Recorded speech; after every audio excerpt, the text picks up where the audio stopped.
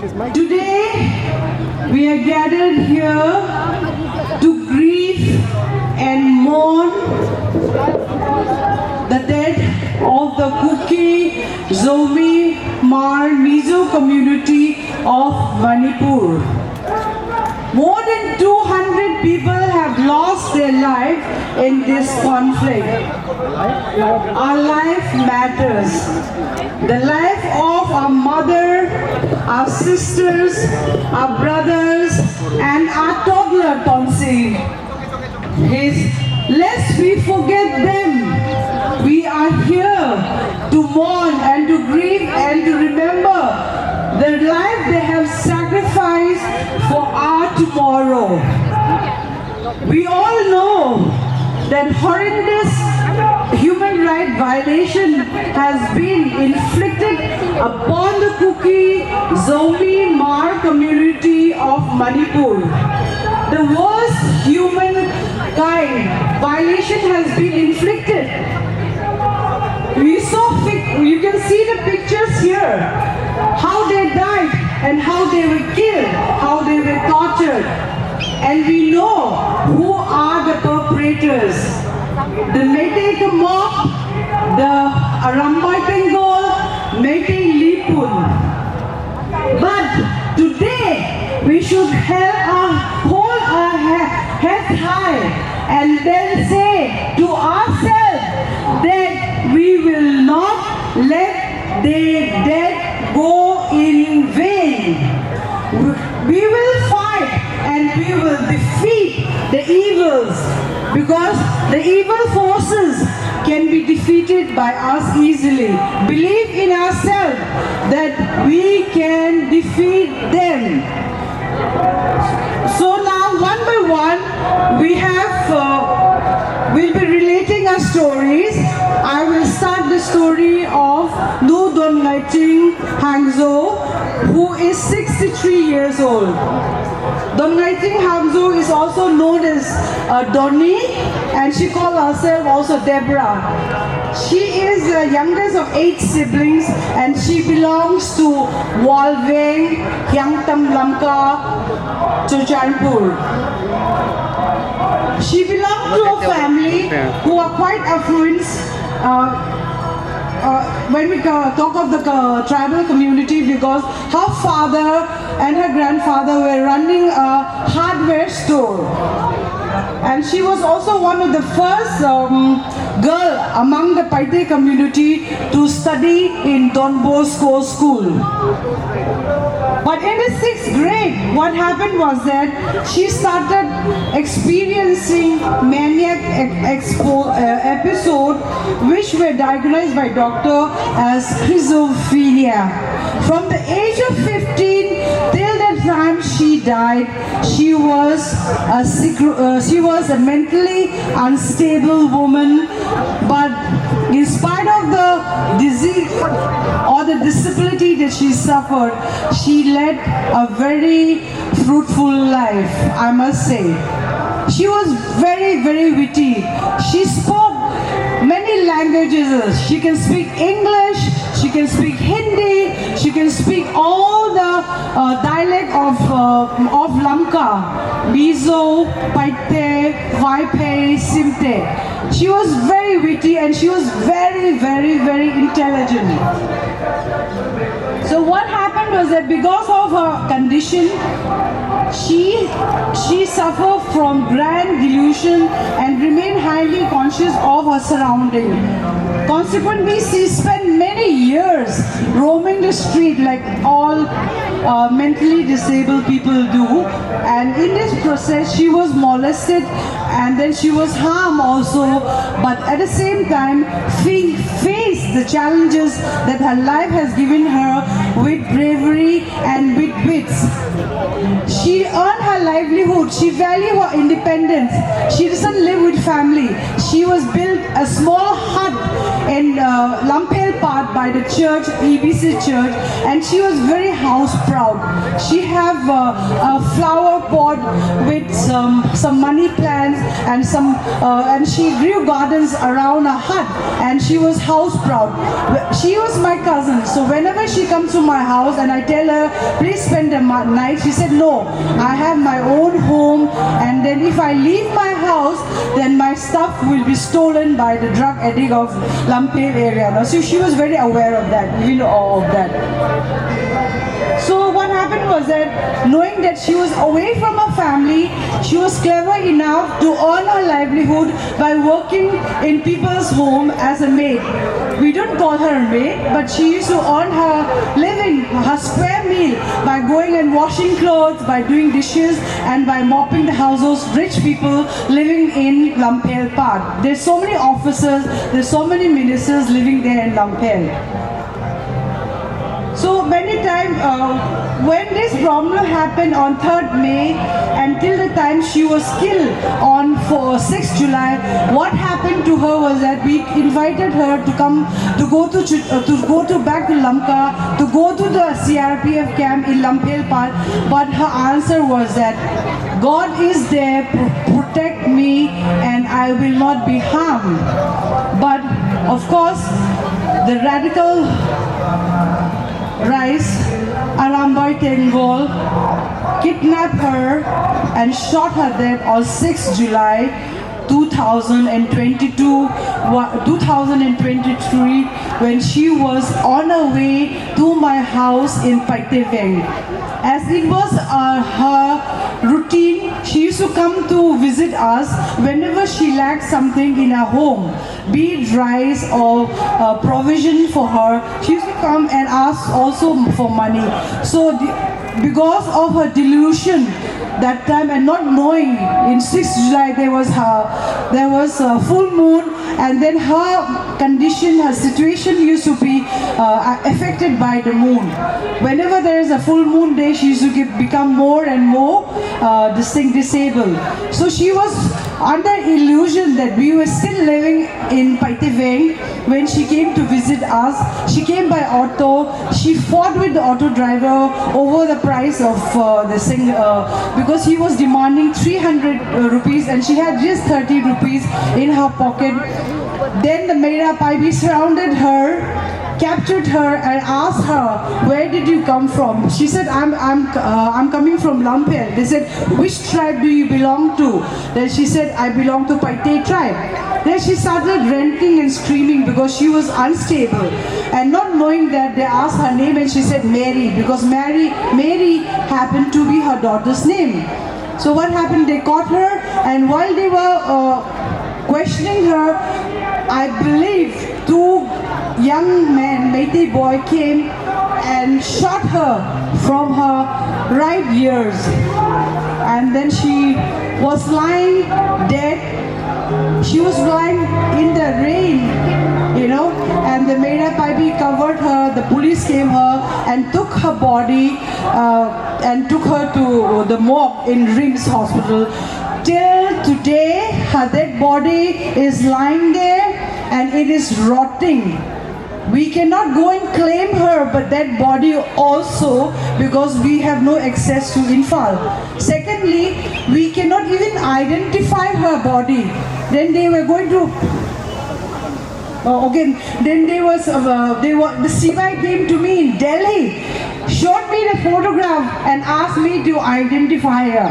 Because for Meitei people, her life doesn't matter. She was going to be an unidentified body.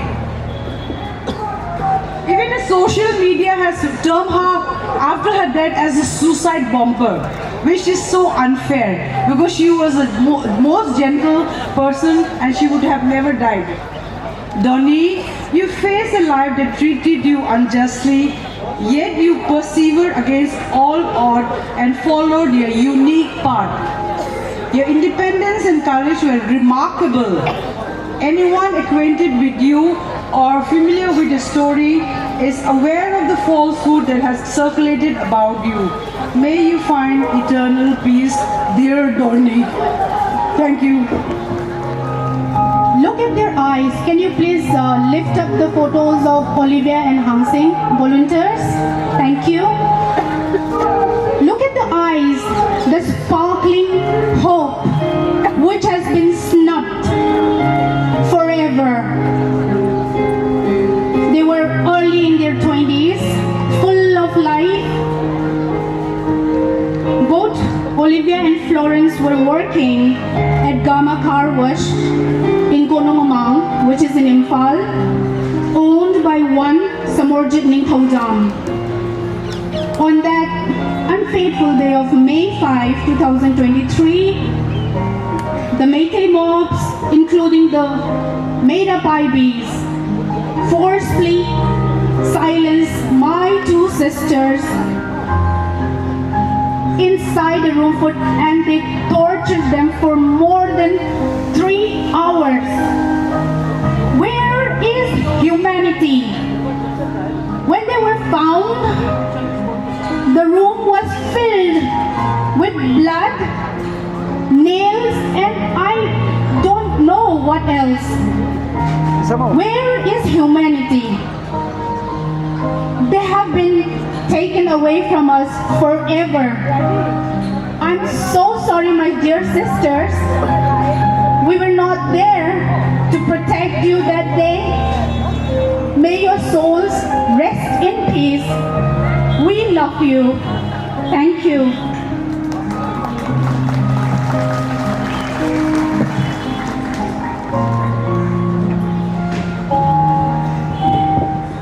Hi.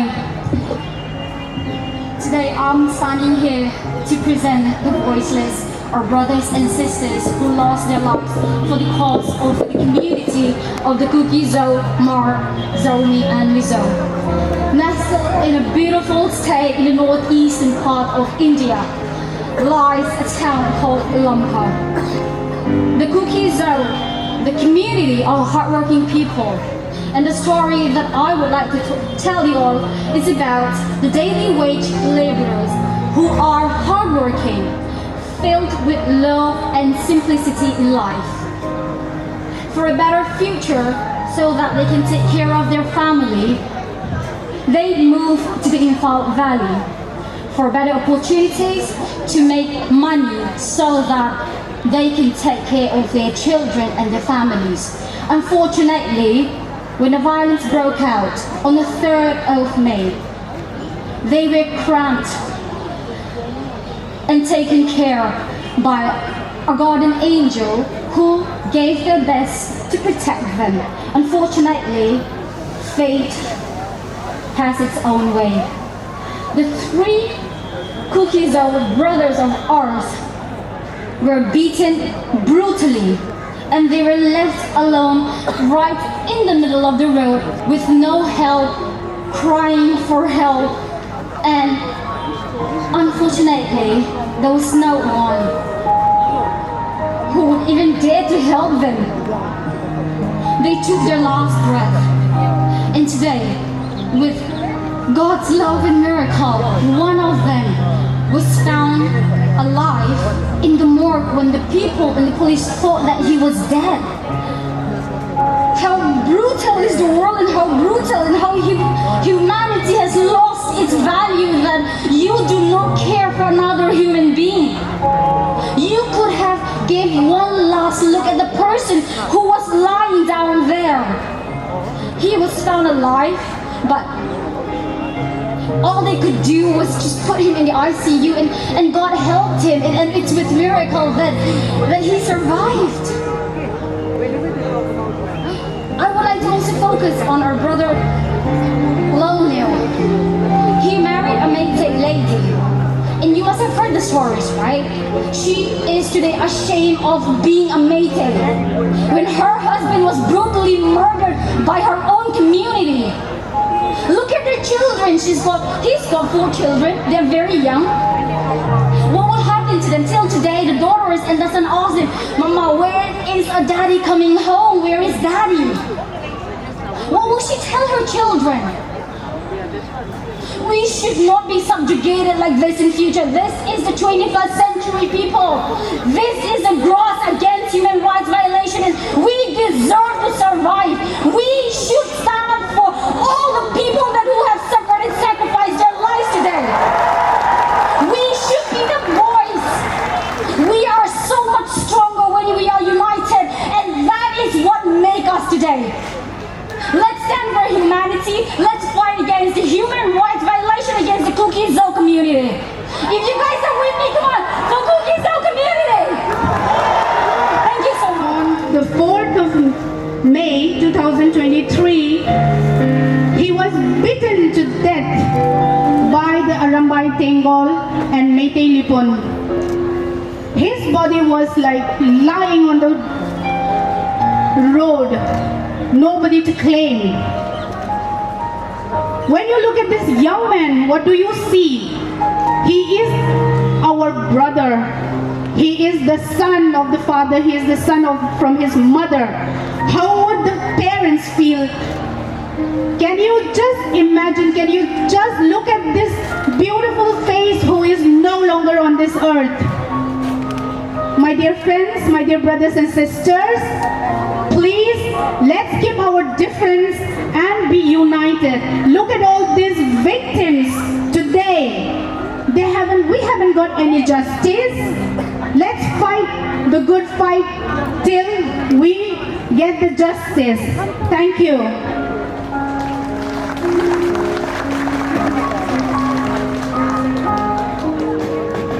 David Trigg. The name in itself may be just another name.